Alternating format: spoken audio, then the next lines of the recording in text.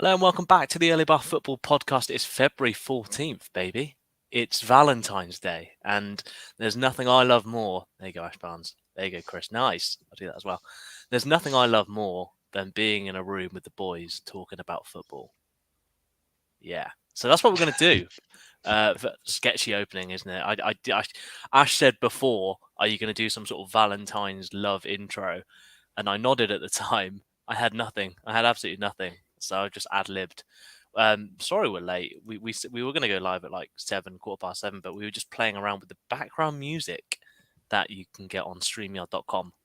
And yeah, we're not really sure. We'll play some. Maybe this. Look, can you hear that? I can hear that. Valentine's special, early the Valentine's special of the Early Bar Football Podcast coming to you live from StreamYard.com. Fade out. You should have done that like 2 minutes ago. Yeah, I should have done that. Yeah. There you go. We'll stop that. But yeah, no, that was nice. We'll try and work in the background music. It's a work in progress. It's a work in progress on this. Anyway, I'm joined by Chris today. Hello, Chris. How are you? I'm very good, thank you, Tang. I can already feel the Wagner love in this episode, and I've got a little poem for the fans. Oh, okay, go. I've written it on my hand. It goes like this: Roses are red, violets are blue. Tottenham Hotspur 0, Wolverhampton Wanderers 2.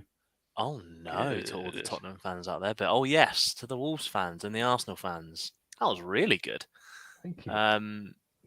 Ash Barnes, hello, you're also here. Do you have a poem? Or I don't have a poem. I'm feeling the Peter Lovenkrands, as you said before the pod, Tang.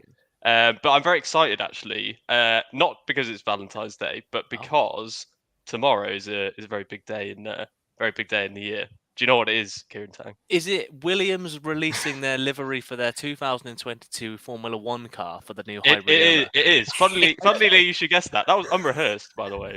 He just knew that. I love F1. Welcome to the. I'm very excited about that. Welcome to the F1 early bath. No, but I'm looking forward to that. The early pit stop podcast would be our name if we branch out into F1. But I'm very excited. You don't know any sort of behind the scenes news, do you? The only thing I know is that Duracell sponsoring the car, so I'm hoping that the Duracell bunny might be making an appearance on the car, but I highly doubt it. But apparently it's going to be a different colour. I don't even know what their brand looks like. Just think of the bunny. It's just the bunny, and it's like black and the sort of goldy bronze. That's boring. Yeah, it's just like white letters in capitals. And then you got the bunny.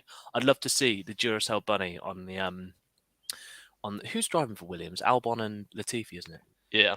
We're massively going off track. I apologise. But anyway, so Chris and Ash are here today, which is really good. We're going to talk about all things football. We've got lots to cover, but because it's the Valentine's Day special, what we're going to do is very Desert Island Discsy. Things we love about football. We're going to do like maybe one or two things and talk about what we love about the game, what we love about the game in which we have made an actual podcast about. And if anyone has any comments, put comments down below of what you love about football, and if you agree with what Ash and Chris have got to say. And maybe I would say it. I can hear someone at my door. No, don't worry. But Chris, we'll start off with you. What's your first sort of love of football? I was going to say, was that Cupid knocking on your door? I wish it was. I think it might just be my housemate. Yeah. One of the things I love about football, I mean, I'm going to steal what you said before the pod, Tang, and that's away days. Disgusting away. Go on. Okay. But it's true. Like away days are just simply the best thing about football. I mean, obviously, one of the best. But I mean, I know I'm a bit of a monster in the sense that I support both Arsenal and Oxford at times. And that, but like one of the best things about supporting Oxford is going on incredible away days. We've had many over the last few years, haven't we? Oh yeah, 100%. I mean, whether it be like a big cup game against someone like Middlesbrough or Newcastle, which I've had the pleasure of going to both of them, like both all the way up to Newcastle for a 0-0, wasn't it? It was. To be fair, it was worth it for the night out afterwards as well. True. But obviously the Middlesbrough game was just an incredible game of football. I mean, and we lost that game. It's unbelievable, isn't it? But it's still one of the greatest games. Yeah, it was still unbelievable. But like even like going to teams in the same division as you, like obviously I've done Peterborough, which was incredible by itself because the away pub was a barge. It was a barge. Lovely. It was a barge on the river, so obviously he's going onto the barge to get boozy boat. You'll have to see it. Yeah, the booze cruise as they call it. And obviously speaking of away days, obviously we're going on one on Saturday. Myself and Chris will be going to the Valley at Charlton to watch Charlton Athletic versus Oxford United. Second time round as well because obviously we've been to the Valley before. Obviously, if that game lives up to half of that, there's no way it can. There's no way it can. Yeah, I mean that for context, that game we won 3-2 Oxford. We scored it was like 90 plus 3 and 90 plus 7 we scored, and it was unreal. We should not have won that game at all. Carl Robertson, our current manager, was the opposition manager at the time. So many layers to it. I've got a couple of Charlton supporting mates who I'm ready to send the Monday morning Teams messages to say I've got the bragging rights for the rest of the season, unless they, of course, reach into the playoffs and beat us. But, that's one of those things. Yeah. But away days. Yeah. It's just incredible. Like, obviously, just whether you go up on in someone's car or on the supporters coach, or if you decide to go on the trains, and if you just decide to make a whole day out of it, it's just incredible, really, away days. And that's one of the things I love about football. Really is. And I'll sort of touch on your point as well, where we're sort of the small team going to the big team like Newcastle or Middlesbrough. But there's also the other way, the other sort of side of the spectrum, where it was like an FA Cup first round game in 2017 or something, or maybe 16, where we played Merstham, who are literally like maybe a 10th tier of English football at the time. And Oxford played them away at their ground, which is somewhere in Surrey somewhere. And we played them, and they're just a small little village. And, they were like, oh my God, Oxford United are coming to town. They're the biggest club we've ever played in our history. And it's like, us? Like, it's crazy. Like, the whole village was buzzing. And, and then like 1,000 Oxford fans descended. It was obviously a record attendance that day. Their record attendance was like 200 at the time. And it ended up being like 2,000 or something. And it's just like, the vibes were just unmatched. We won like 5-0. Couldn't remember any of the goals. But yeah, it was unbelievable. Tyler Roberts was playing that day, who now plays in the Premier League for Leeds United. And he was awful for us. He was awful. Ash, do you have anything to say on away days of Chris's first love of football? Well, I remember a away day. I think we all might have gone there. It might have just been Chris and I. We went to Portsmouth away, and I think we won. Yeah. I think we won 4-1. Their captain got sent off in about the 10th minute, and then from then on we absolutely smashed it. What I would say about it going to football in general is how good going to your local football team is, and that's not that. So I don't live in Oxford anymore, so don't really go to Oxford. However, I do have a few smaller local teams near me, and I've been there a couple of times now, and it's like, obviously the quality of football, is not Premier League, and you get, you listen to these pundits sometimes are like, oh, we should have a winter break because the quality of football will be better. But like at the end of the day, the quality of the football does not matter. It's the experience you have while you're at the ground, it being enjoyable. And honestly, it is so much fun just to go to like a local non-league ground, watch the football, have a good time with your mates, have a few beers or whatever. It's so enjoyable. And I think there's no other sport really where you get the sort of change from, you can watch it at a lower level and it can still be amazing, and then you can go to like the top level, you can watch a game in the Champions League and still feel like the same feelings you do at both. So yeah, but away days are class. I recommend if you support a team, you go to home games, but you don't often go to away games. Get yourself on the away coach. You'll enjoy it. They're so good. They just give you. There's just something about it more where it's not about the result necessarily. It's just about the day. We did Milton Keynes that year, didn't we? Yeah. That was more about the result than the day. It was like 0-0, wasn't it? Again. Yeah, I think it was 0-0. Yeah, I think it was like the worst game of football. It was terrible. It was absolutely terrible. Ash, what's your first love of football? Not your first love, but the first thing that you love about football that you're going to talk about today. Now, you sprung this on me, or you didn't spring it on me. I was late. That's what really happened. Yes, don't you dare bring me into this. Behind the scenes. So I haven't had long to think about. So I'm probably going to articulate this quite poorly. But what I think is the best thing, or the thing I love most about football, is I think it might be the only sport that I can think of that you can play. Anyone can play in a park, in a street, on a road, anywhere where you can, t-shirts for goalposts, whatever. Yeah. There's no other sport in the world where what you can do in a park or anywhere can be reflected higher up, in what we see in the championship. Like if you go to watch a game, going back to what we were saying earlier, sometimes you think, that could be that, not obviously in terms of the quality, but like I could do that. I could hit one from 30 yards and score all that. I can tip it ticky-taka on like the court in the playground or whatever. And I don't think there's any other sport that sort of transcends from sort of any level from like geographically. It's a worldwide sport, but also it's a sport that can be played, you can play it across the street, you can play it, you can the ball against the wall, you can do whatever. And I think that's what is the best thing about football. I think that's what makes football, the most popular sport in the world, really. Like there is no other sport like it, and I think that's why when we get into conversation about VAR, like it doesn't sit right with me, because it's not like, if you play Sunday League football, which so many people do, especially in this country, it's sort of lost a bit that it's the same game that they play at the top level. Whereas I feel like it was quite nice that it used to be that way. Like what you would see on the pitch on a Sunday League is the same as you see in the Champions League. But that's maybe getting further and further apart, which is a bit sad. But overall, I think that's what I love about football. It's just such a wide-ranging sport and such a wide range of ability, but you can still have loads of fun. And it's so diverse the way you can play it. There's so many different sort of games, but at the end of the day, it's kicking a ball into a goal and it's having a good time with your friends. So I like that. I think you're on your VAR point. This is what my opinion on VAR is, that it's trying to make football perfect, and football isn't perfect. Decisions go wrong. When was it Pedro Mendes? And Roy Carroll at the halfway line, the ball went over the line, and Carroll clawed it out, and it was obviously a goal. And all Spurs fans must have been completely incensed, and all the United fans were like, yeah, well, whatever. And just things like that, and obviously Frank Lampard's goal at the World that was the World Cup, wasn't it? Against Manuel Neuer and Germany. It's like football's not meant to be perfect, I don't think. Anyway, those sort of things, even though I feel aggrieved, it's kind of like those things do work their way around.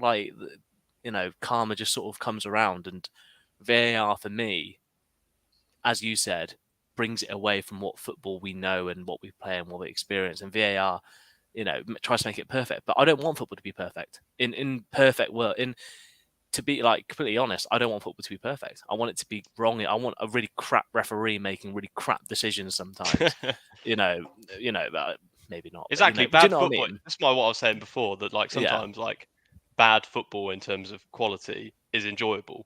You get some absolutely mental games in that Christmas period sometimes, where they're forced to play I'm not saying maybe that's the best thing from a health perspective, but if you keep playing these games, you get some absolutely mad games, and you get such entertainment. At the end of the day, people forget that football is about entertainment, and it is about the fans. Like you said, it's not about getting inch perfect decisions. And as we'll probably come on to later in the podcast, talking about this week's Premier League, it doesn't work. You can't have decisions can't be consistent all the time. You can't necessarily have common sense all the time, because it's a very sort of diverse and fast, dynamic game. Yeah, absolutely. Chris, do you have anything to say on Ash's love of football there? Yeah, no, totally agree with what Barnes is saying. I mean, it's kind of a generational thing as well, right? As well, when obviously Barnes talk about anyone can play it. So obviously I look at when we were younger. Obviously that weren't that long ago, but obviously one of the things we used to do after school or during the school lunch break, and that was we'd be out on the field playing with a football. And that, and you don't really tend to see that a lot nowadays, which I think it's all TikTok dances, isn't it, Chris? Yeah, it's all. I mean, don't get me wrong. NFTs. Yeah, exactly. I mean, don't get me wrong. Obviously, technology has been good, and that in some ways, obviously, we're doing this whole thing on on a computer and that, but like in terms of like not seeing, people out about like kicking a football, I find that a bit upsetting. It's kind of like, come on, gather your mates, have a game of. I know, like Barnes said, you can do anything with football. Like remember, like even like old school, like play a game called Wembley. Obviously head flukes and volleys, like just old school classics. Like and I don't know. Like, I just love playing football. That's another thing. I love playing football. I know it's quite a simple thing to say, but I just generally love it. And whether it's a competitive environment, obviously whether I'm playing on a Saturday, in a competitive league environment, or whether I'm just playing like Tuesday night indoor football, like just having a good laugh with mates and that, like it's just enjoyable thing to play in that. And also I do agree, like, but with Barnes in the sense that obviously with VAR coming into the top level of football, it is kind of taking it away from high elite standard compared to it is kind of like differentiating it, which is a bit of a shame.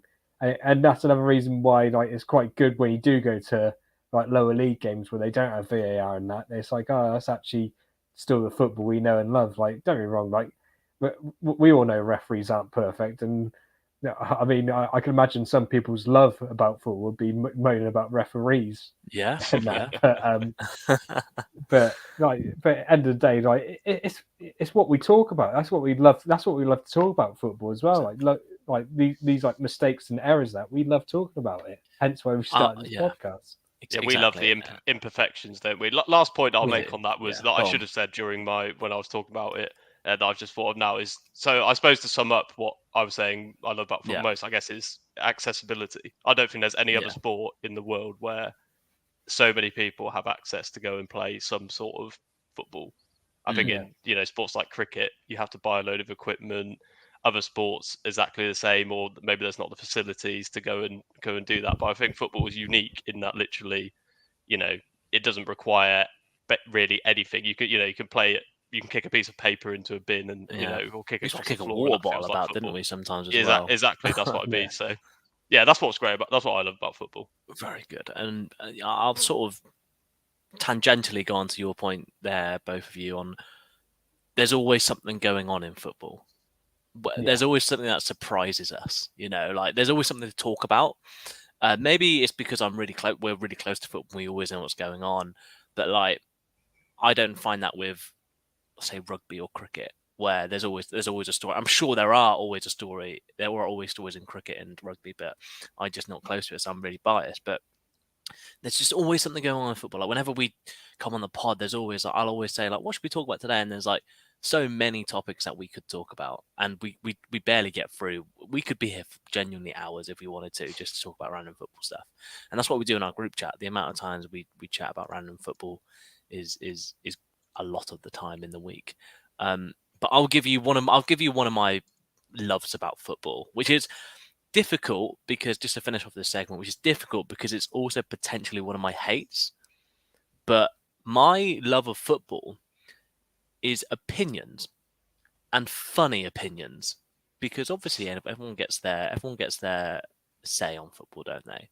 But I saw a thing like the Messi Ronaldo debate, for example. Everyone has their opinion. Some of them I find really funny. When they say like, oh, but Messi scored less penalties than Ronaldo, so therefore he's the best. And it's like people justifying it, right? And then I saw a tweet, Oxford lost at the weekend, unluckily, but someone said Matty Taylor is an overrated striker. And I was like, and he was, the guy said something along the lines of, he only scores tap-ins and only scores one-touch finishes and he can't jump. And it's like, Matty Taylor's like 5'10" and he's up against like 6'4" centre-backs. He's not going to win the ball. And he's like, and I think there was a stat I saw like last week, which is why I'm talking about this, is I think no one in the EFL has scored more goals in the last 2 seasons than Matty Taylor. He scored like 60 goals or something in the last 2.5 seasons. And it's like any team would kill to have a striker that scored 60 goals in the last 2.5 seasons. He's obviously good. He's not crap.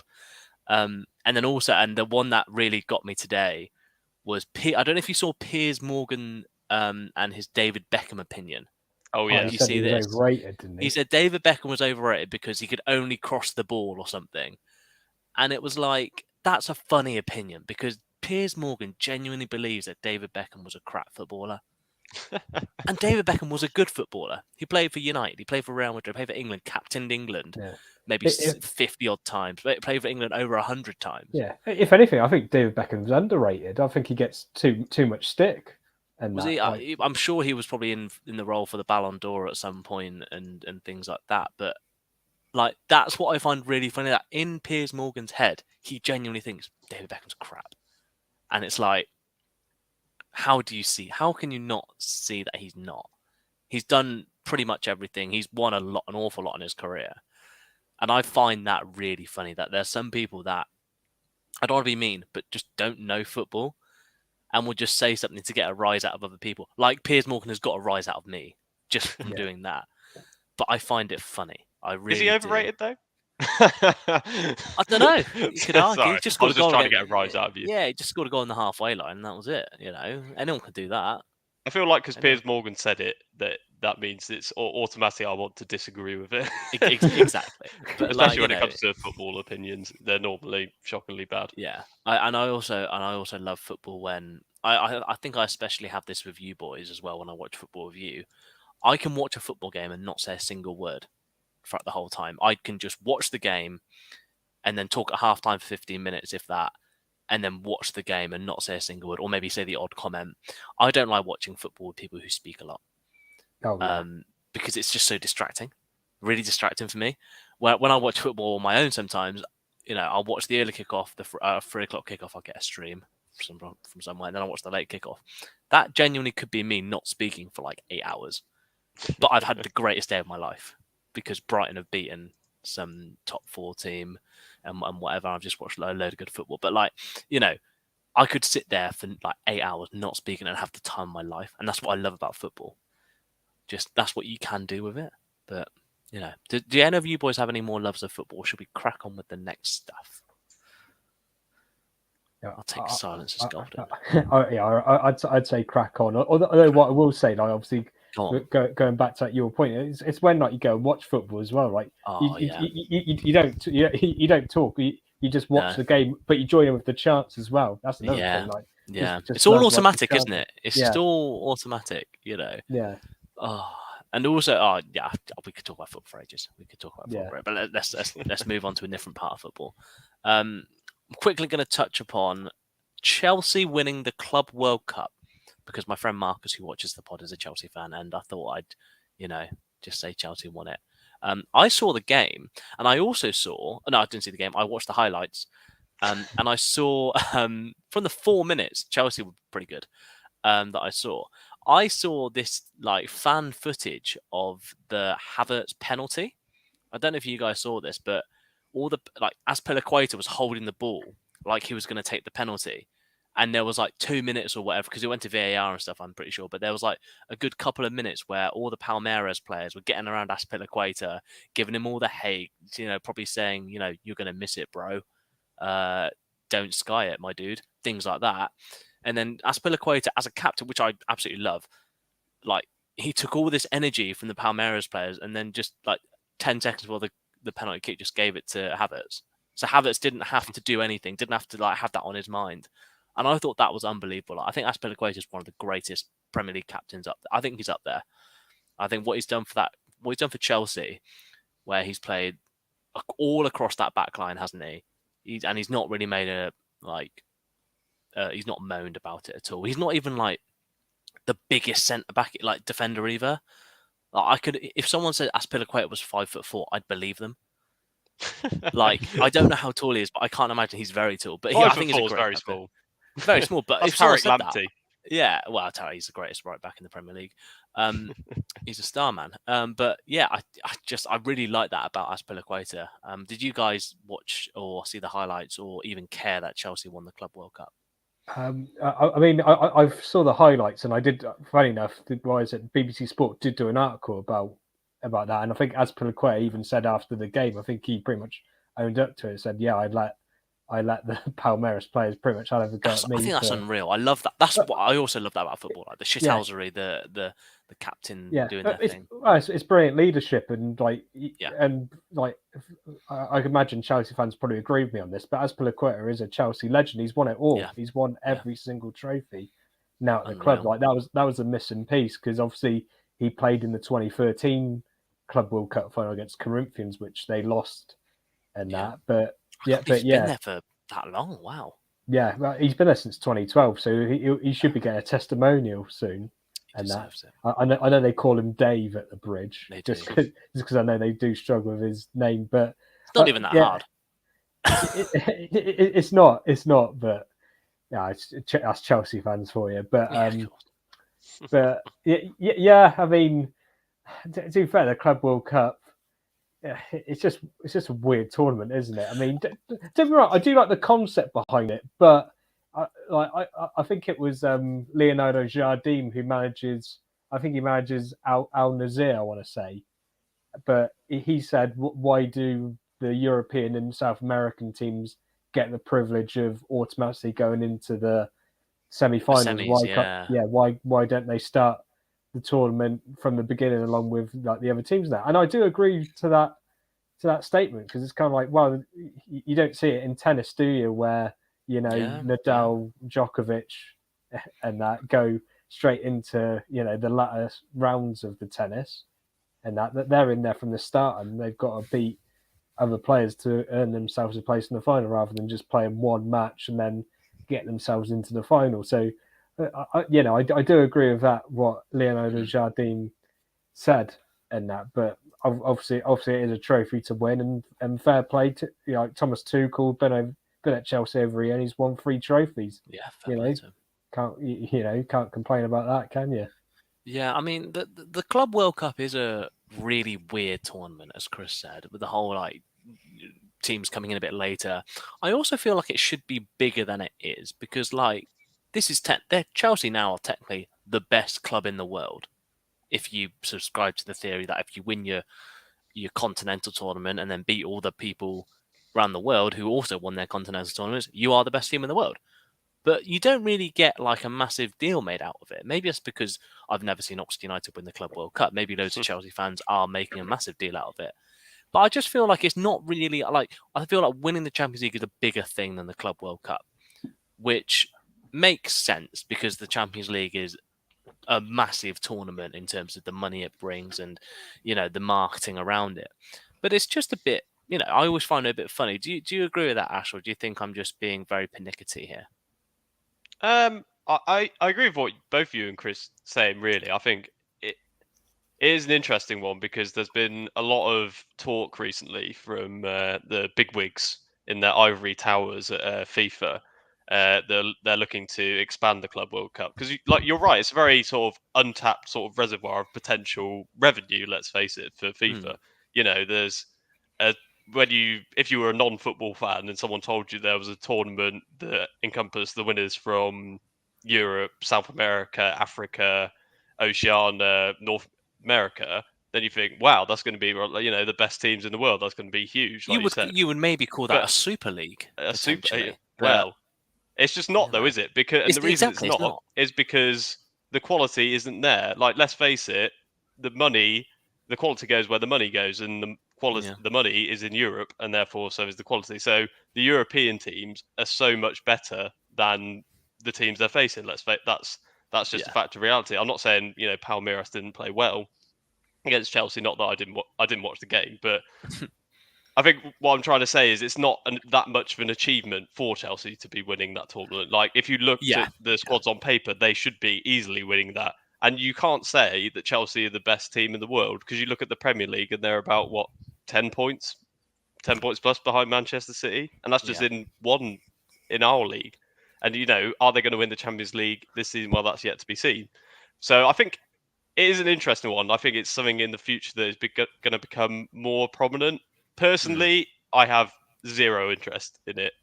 I didn't watch a single game. I just feel it's just a glorified community shield. But interestingly, that's not the case in other continents. Like South America, they take it very, very seriously. So this is a very Eurocentric view on it. But yeah, I'm not a huge fan on the Club World Cup. But watch this space. I think it's going to be getting bigger. I expect more teams to be in it, and it to be an expanding tournament, which obviously is then going to cause problems in the Premier League because of fixed scheduling, etc. So that I think it's one to watch out for. Who would you bring in then? Would you bring in the Europa League winners? Would you bring in the other finalists of the Champions League? Would you bring in league winners? I think that's the kind of route they'll go down.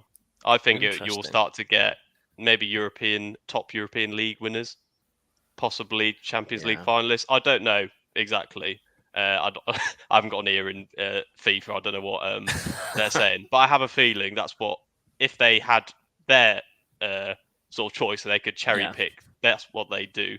So sort of Super League-esque, I suppose. Like, let's pick the best teams and have like a sort of global tournament in, like, I don't know, Saudi Arabia or something, and make like of course shitloads of money. So I guess that's the general idea that I think they're going for. But obviously the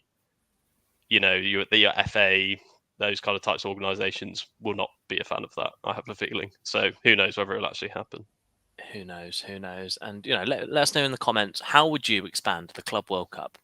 Would you invite the Blue Square Premier winners? Or the Vanarama North winners? I don't know who that would be. Maybe like Telford or something. Who knows? Right, so we've done that. Let's do Premier League review, because the Premier League, it was never really away. It was kind of away for like a week for that weird post-Christmas winter break, wasn't it? But fully back this week, because the Burnley-Watford, was it Burnley-Watford the other weekend on its own? Yeah. That was a 0-0. That doesn't count at all, because that was a boring game. And that was always going to be 0-0 as well, wasn't it? It was never going to be anything more interesting than that. But Premier League review, some big games happened at the weekend. I can't remember a single one. Brighton beat Watford. Neil Maupay scored probably goal of the season, probably like Puskas Award contender goal. Because he's the greatest French player to ever grace the Premier League. Huge. United, nah. Realistic. Who's that? Thierry Henry. Who's that? Thierry Henry. Patrick Vieira. Who's that? How did United get on? United drew, didn't they, against Southampton? City won. Like Sterling scored a hat trick, etc. But Chris, Premier League was on. Is there anything that caught your eye that you'd like to discuss, or just bring up with the boys? Whilst I get the Premier League results up, I can remember. Well, to be fair, obviously it's been quite interesting because we've had 2 rounds of Premier League fixtures, and I must say, like, if you're a Newcastle United fan, obviously you must be very happy with what's happened these past 2 games. Obviously, 2 huge games at St James's Park. Obviously, beating Everton. But was it last Tuesday? I believe they played against Everton. Yeah. Beaten 3-1.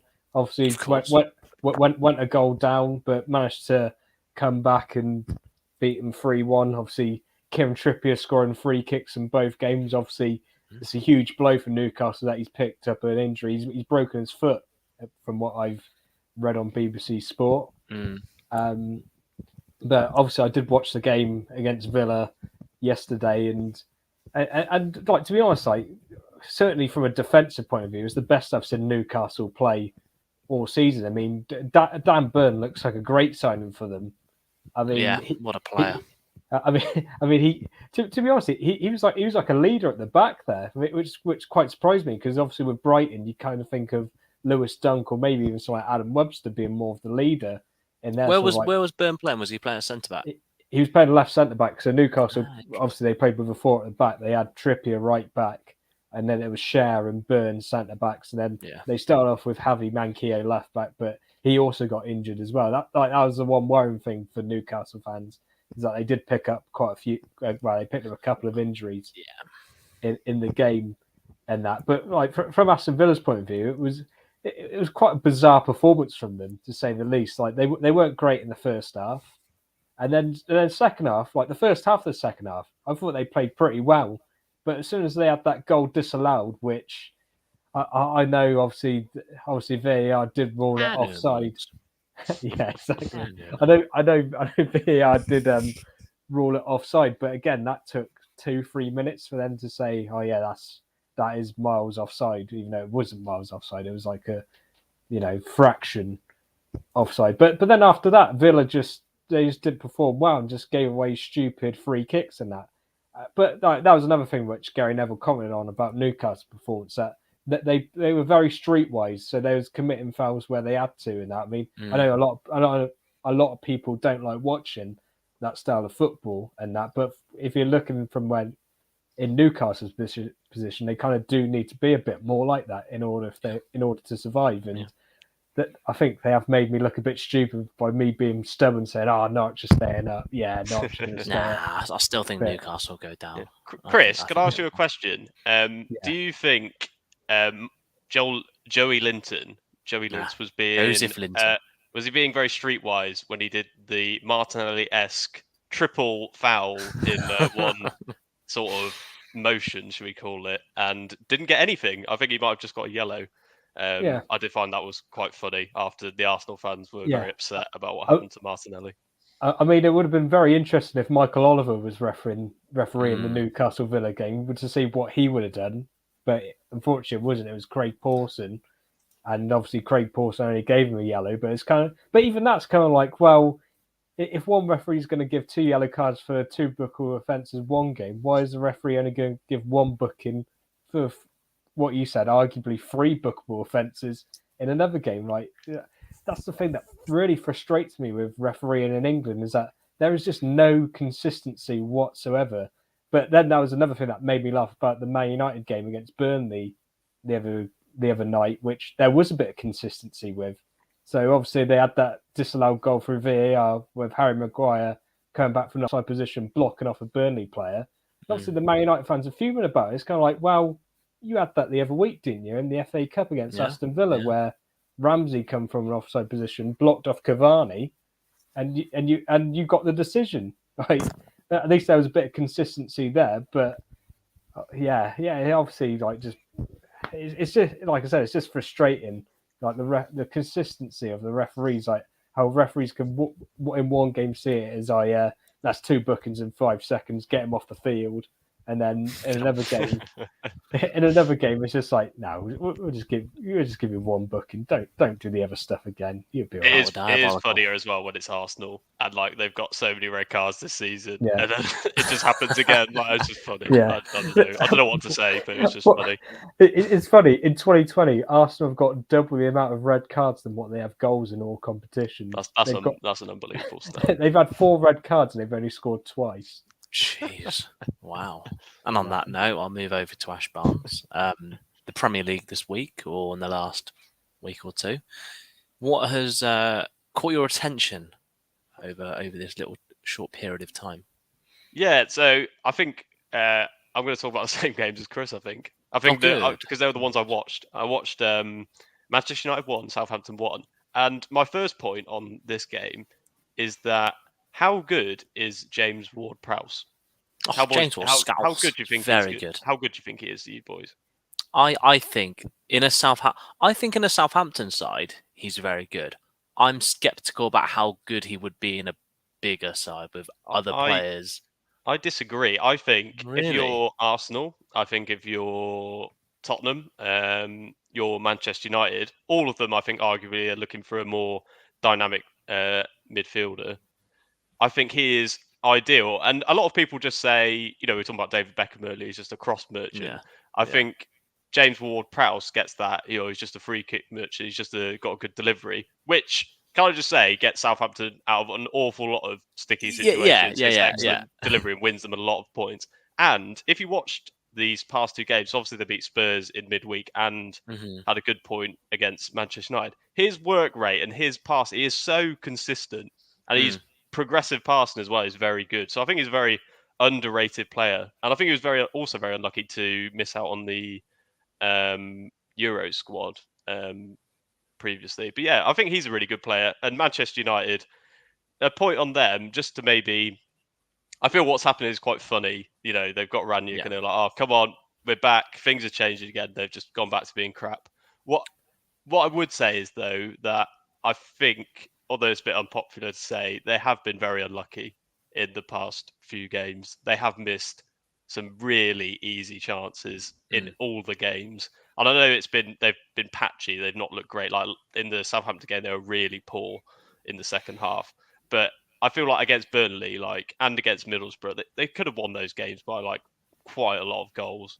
But in the end, they didn't because they missed chances. And I still think they'll make the top 4. I know we were going to come on to that a bit later, so I'll leave that. The second game that I watched was the Newcastle Villa one. I find it interesting how much now Newcastle are interesting. Look how loud the crowd was, and now I want them to win.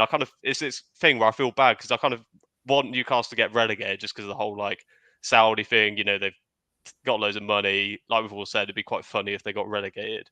But then I really like Eddie Howe. And I like how he's turned players like Joel Linton into someone that, everyone was a laughing stock, really. Everyone was laughing at him into, now a midfield player who's actually playing really, really well. He's got players like Ryan Fraser, who previously, has pretty much done nothing at Newcastle, into someone who's playing well. And they're just playing so much. They're just so much more interesting than they've been in years. And I think they're very, likable at the minute, despite all the ownership things behind the scenes. And it's nice to see an English manager doing well. And I think they will probably stay up this season. There's a lot of games to go, so yeah, I won't talk too soon. Just on the Southampton thing, Ralph Hasenhüttl, do you think he deserves to be in with a shout for other jobs in the Premier League? I think he's done a very good job at Southampton, especially with that. You can talk about the 9-0, obviously, but I think on the relative budget that Southampton have, I think Ralph Hasenhüttl is doing a very good job with Southampton. Do you think that he deserves something a bit more than what he currently has? Do you think he deserves to be, amongst those talking, amongst those, and when job vacancies come up in the bigger clubs? Do you think he's worth a shout in there? I do, yeah. I think I said at the start of the season. I think a few of you, I can't remember who, were suggesting that Southampton might get relegated, with good reason, because they sold a lot of their players, and if you look at their squad, it's not the best, is it? It's quite thin on the ground. Was it Chrissy Olive? Yeah, I really struggled. Yeah, it was me at the start of the season. It was me. But I think the only reason that I thought they were going to stay up was because of Ralph Hasenhüttl. I think he's an excellent manager. I think when you watched that game as well, which I thought was interesting, is that I thought they played quite like old Man United teams. They played pretty much a 4-4-2, extremely attacking. Get the ball to the strikers and put people under pressure. Lots of pressing. I don't know. I'm not sure where he could go next. I think he'd be good at somewhere like, Spurs, maybe, and Arsenal. Spurs. I think could go quite high, but I personally don't think people will take a risk on him because, like you said, Tang, you see a 9-0 on a sheet of paper, and let's face it, it's happened twice. Yeah. That's not good.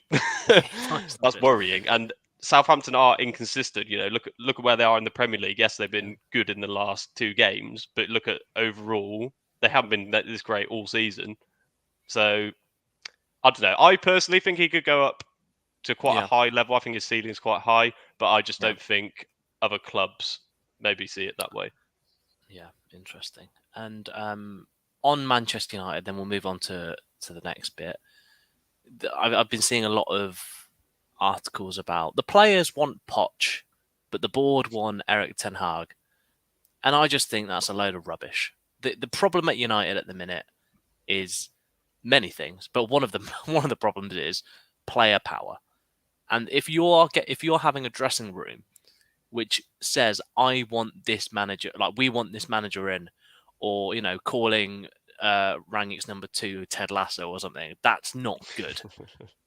And I don't know. I think it's a very toxic atmosphere at United. There's the people. It's like that. I feel like Dominic Cummings. It's like that Spider-Man meme when they're all pointing at each other. It's like, no, you're the problem. You're the problem. Things like that. And it's like no one's taking ownership at United, and I don't know who should be taking ownership of the issues there, but no one is, and nothing's going to change at United unless something massively drastic happens. And I'm not the United view. I'm not the United stand. I don't watch and talk and breathe Manchester United. I'm just saying this as a third party person that's watching it objectively. But it's funny watching United. Like, it's similar to when Liverpool were really crap when we were growing up, or just like not as good. Same as Arsenal in more recent years, where it's always Arsenal, and Spurs, always bottling, just acting very Spursy. Do you know what I mean?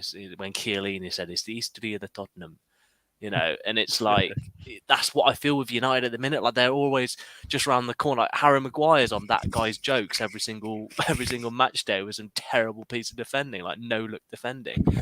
I feel like United, there's something so wrong there that one thing is not going to fix it. there's just a lot. And like when you got players saying we want this manager, it just sums it up. You wouldn't get that any other club at the minute, would you? I don't know if you boys have any thoughts on that whole situation. I don't know how long we have, to be honest. But I just wanted to see if you had any thoughts on that. Yeah, I mean, it is certainly an interesting one. We looking from an outside point of view, looking at Manchester United, because they're an absolute shadow of themselves. And like in my opinion, I think the players have got massive egos. I think they think that they're a lot better than what they actually are. And like me and you were talking pre-pod, Tang. We were, because Ash was late. Yeah, because Ash was late. To point that out. But we're talking like who at Manchester United currently is genuinely world class. We probably named a handful of players. So I'll just sort of give this a bit more context, Chris. I think this is really, I forgot that we talked about this, but if you gave a United fan or whatever a blank piece of paper with any amount of money in the world and said you can choose whoever you want to build this squad next year, your starting 11 to try and challenge for the Premier League title, who would you keep in your current squad? Who would make this like all-star 11 basically? And we were thinking maybe De Gea would stay in, maybe Varane, but he'd probably get replaced very soon after because he is quite old and he's been, a bit sketchy of late. Would you include Pogba? Because I feel like he's a bit more trouble than you actually get from him. You don't know where he's coming or going. Would you even include Ronaldo? Because, you have to fit, if you could fit a system around Ronaldo, then you probably would. But I genuinely think you'd probably only keep De Gea, maybe Bruno Fernandes, maybe Sancho because of his age. But Barnes, in the United squad, who's world class? Who would you keep in? Who would you write down on a piece of paper to say you're staying? I think it's such an interesting thing you bring up there, because I think if you'd asked that question to Manchester United fans at the start of this season, I think they would have named quite a lot of players. I think there was a lot of optimism around Manchester United. I mean, just look at our top 4 predictions at the start of the year. I mean, Leafy put them first, but which was mad. But he's a great human being, though. So but he wasn't. Everyone else had Manchester United in their top 4, or put them. Most people put them higher than 4th. I think we all saw the feel-good factor around United, and all thought, maybe they could do something. I think we all agreed on that. I think that wasn't just us. I think that was across football. I think exactly. So the narrative has changed so much so quickly, which is an extremely interesting one. I'm not really sure who is and who isn't. Well, at the minute, none of them are world class. That is what I would say.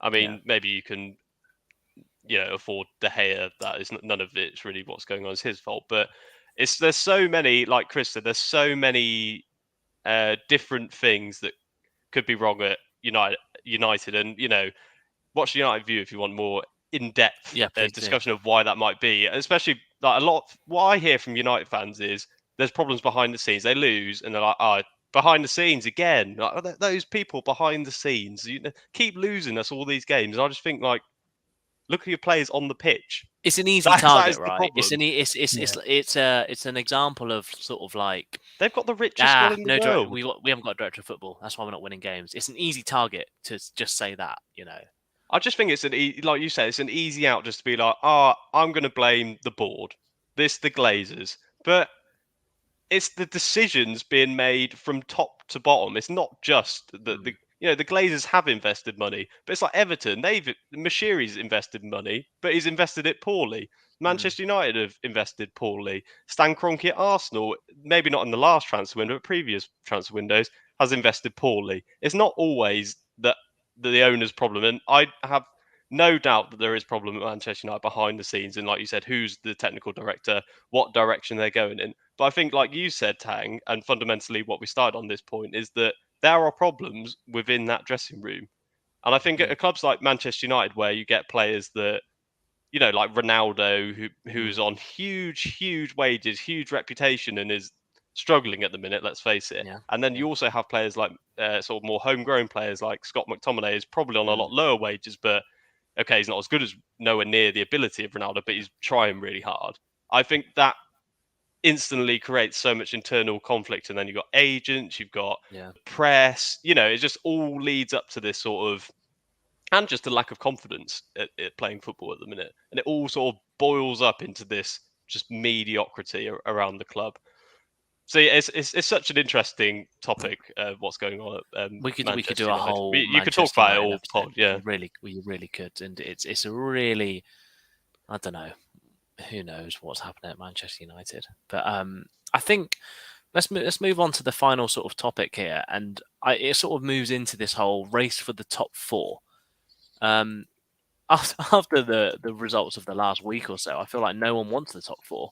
You know, West Ham, Leicester. Well, I would say Leicester, but West Ham drawing, United drawing. I think I saw a tweet where Spurs had like 3 games in hand, and they were 7th. 3 games in hand, played all their games, ended up 8th or something like that. It's like, and let me if I just get the table up here for the top 4.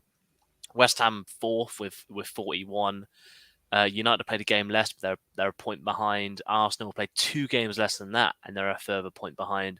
Then you got Wolves on 37, which are unbelievable because I feel like Wolves at the beginning of the season were they didn't score for ages, didn't they? And like they were just pretty, people were saying like Wolves might be in a relegation battle, but they're doing really well under Bruno Lage. And then you got Spurs 36 points, and then we'll include Brighton in 9th on 33, obviously. So the race for the top 4 with Brighton included in that, it's an interesting one. I feel like for me, Arsenal is there for the taking for Arsenal, but then also Spurs as well. But Chris, who do you reckon gets, just a quick answer, who do you reckon gets 4th this year and what's your justification? I don't know if I'm going to be putting my neck out on the line here, especially considering I said it's Tottenham's to lose. I think I literally said that in the last episode. After obviously they like to be fair, I still think they had the better transfer window out of all of the other clubs in that. But considering the past 2 games, considering two awful defeats really at home, like I mean. Well, don't get me wrong, Southampton and Wolves are great teams, and obviously, like Barnes said, Hasselhutten's done a brilliant job, and Bruno Lage has done equally a brilliant job. I mean, heck, you've even said Wolves in the race for the top 4, and they could generally be an outside. I mean, please gamble responsibly here, but they could generally be an outside bet for the top 4, just the way they've been playing. They're a defensively solid team. You could argue they're better than Arsenal Thursday night as well, even when Arsenal did have 11 men on the pitch, you could argue Wolves were still the better team than Arsenal. And obviously Neves was saying Arsenal celebrated like they won the league. It's like, come on, Ruben, we haven't had much to celebrate about in recent years. And that only City have conceded less than Wolves this season. Yeah, which is Man City conceded 14, Wolves conceded 17. Yeah, that's mad. It's incredible, isn't it? But. Yeah, I think I will stick my neck out on the line and say Arsenal. Huge. Arsenal claim. Will finish 4th. That will probably come back to massively backfire. I can see Arsenal probably losing like 4-0 to Norwich at some point. And that will keep Norwich up. But I feel like we discussed pre-pod, Chris, that I think Arsenal have one of the best young squads in the Premier League. Granted, I gave you 2. I literally named like 2 other sides. And I couldn't think of any more like teams, but Arsenal have got Ben White, Ramsdale, Tomiyasu's young, Martinelli, Saka. They've got a really good bunch of young players. I gave the example of City. They've only really got Foden. I think Raheem Sterling is perpetually 24 years old, but he's obviously older than that. I don't know how old he is, but Arsenal have a really good young squad, and if they get top 4, then I could see them staying there for quite a while. They've done that rebuild. And again, Chris and I touched upon it pre-pod. They got rid of a lot of deadwood. Kolasinac, you could include Özil, Aubameyang in that. They got a lot of older players on big wages, finally got rid of them, invested into good players. And they're sort of reaping the rewards at the minute. They're sixth. They're doing all right. They're very much in the race. If they win their games in hand, they're only potentially 2 points off Chelsea. Have I done my maths right? Yeah, I have. Yeah. So, it's interesting. Barnes, what about you? Who do you think will be in top 4 by the end of the season? What's your early prediction? And why is it Brighton, who have, only lost 4 games this year? Only Chelsea, Liverpool, Man City have lost less than Brighton this year. Well, I think Brighton, what can I say? They're a good side and they've improved a lot, but I'm not sure they could quite have it to make the top 4. But my prediction, I'm going to stick with what I predicted at the start of at the start of the year, I'm going to go Manchester United. As I was saying earlier, look, there's a lot we know we're not going back over, but they have problems at that club. But I think, firstly, that they've got a nice few fixtures coming up. I think they've got Watford, they've got Leeds who are playing badly, and I think they got Brighton on Tuesday at home. And if they win a few of those, I back Manchester United. You say that, Barnes. I've just looked at their fixtures. They've got Watford, Leeds, Brighton, and then after that, they've got City, Tottenham, Liverpool, Leicester, and then Everton. But this is coming on to my point that I would back Manchester United in that fixture, or all those fixtures against those top teams. It wouldn't surprise me if Manchester United won, even in their current shithouse play rubbish. I wouldn't surprise me if they won. Whereas I think with Arsenal, and I think Arsenal are just a bit too young. I'd like to see them because I think they play enjoyable football. I like Mikel Arteta, but I think their squad is quite thin, and their average age is the lowest in the Premier League.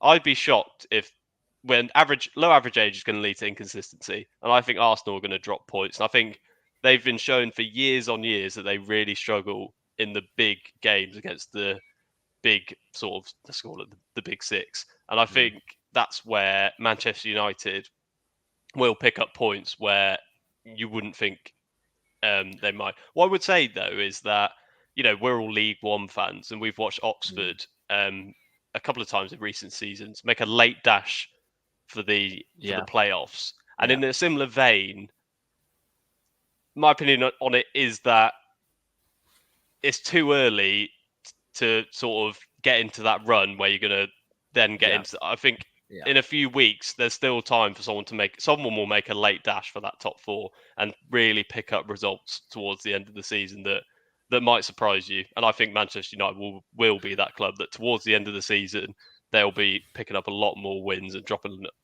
fewer points against these, likes of Burnley and Southampton. So I'm going to go Manchester United. Although I would have said Tottenham. However, I just, they've been so poor. I think just because I back Conte, but they've just been so poor recently. I mean, what can you say? They've lost their last 3 games, like you said, Tang. They had 3 games in hand, and now they've gone one place lower, and they've got hard fixtures to come as well. That surprised me. I thought Tottenham would be closer, but they've been really poor. We discussed really Tottenham. Yeah, Conte's been quietly allowed to do his own thing, and they were going somewhere, and now they're obviously 3 losses in a row. They're not. On the United thing, I can see them drawing against Brighton tomorrow. I can see them maybe scraping past Leeds, and maybe beating Watford by a couple of goals, or maybe even just drawing against them. I can see that really poor result, and then I can see Ronaldo scoring an overhead kick against City.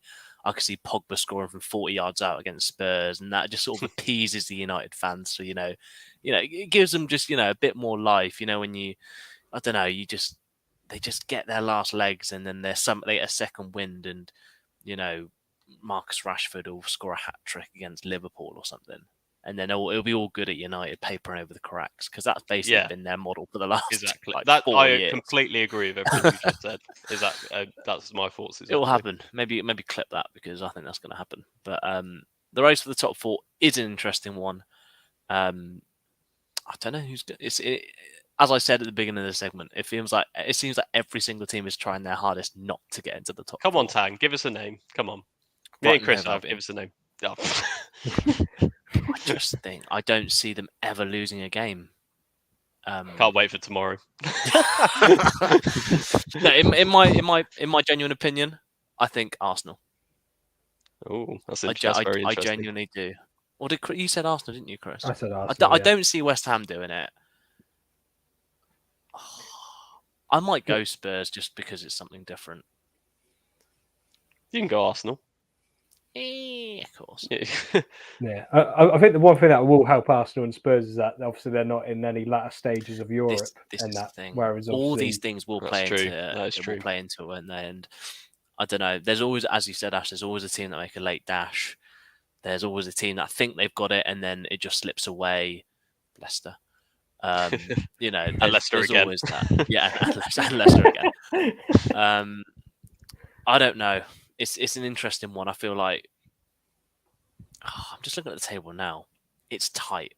It's very tight. Are we being unfair on West Ham or even Wolves? Because I don't think either of them will get there. I'd love to see Wolves. But if you look at I'd love to see Wolves in there. If you look at just purely on the table and games and stuff, and like you were saying some interesting stats about Wolves earlier, like could they? Are we being harsh? Like none of us have really mentioned them. We mentioned they're Spurs, not scoring Arsenal, enough. United. They've scored less than a goal a game. West Ham have conceded. Well, only no team in the top 9 have conceded more than West Ham. So they're leaking goals. United obviously leaking goals as well. But then you say that, but West Ham have scored the 4th amount of goals in the league. They're scoring goals, but they're all conceding it. So I don't know. I think every team's got a pro and then a con that brings them down, and it depends which one you give carrot and most a weight stick. to. Yeah, I think the one thing you'd worry for West Ham is that what would happen if they suddenly start picking up injuries in key areas. What happens if, say, Antonio and Bowen both get injured? Like they've been like their 2 best players going forward. Don't get me wrong, they do have players like Ben Rama, Fornals, Lanzini are decent, but do they have that out and out, striker that can replace him? Because I think I've read that Yarmolenko's still at West Ham, but he's on like 115 grand a week. He's pretty much a fringe player. Still there? That's unbelievable. I thought you played for Shakhtar Donetsk or something. Yeah, and I think like Tang said with Wolves, like if Wolves could add more goals to their game, then I think they would be a genuine threat to the top 4. But which would be nice to see, because I think a lot of people wrote them off at the beginning of the season with Bruno Lage. Yeah. I mean, it just shows the testament how good of a job he's done. I mean, that was quite a tough job to come into, considering all the work Nuno did at Wolves. Like, Nuno was brilliant with Wolves. Obviously, got them out of the Championship, and then got them into Europe. Got them to the Was it the quarterfinals? He got them to.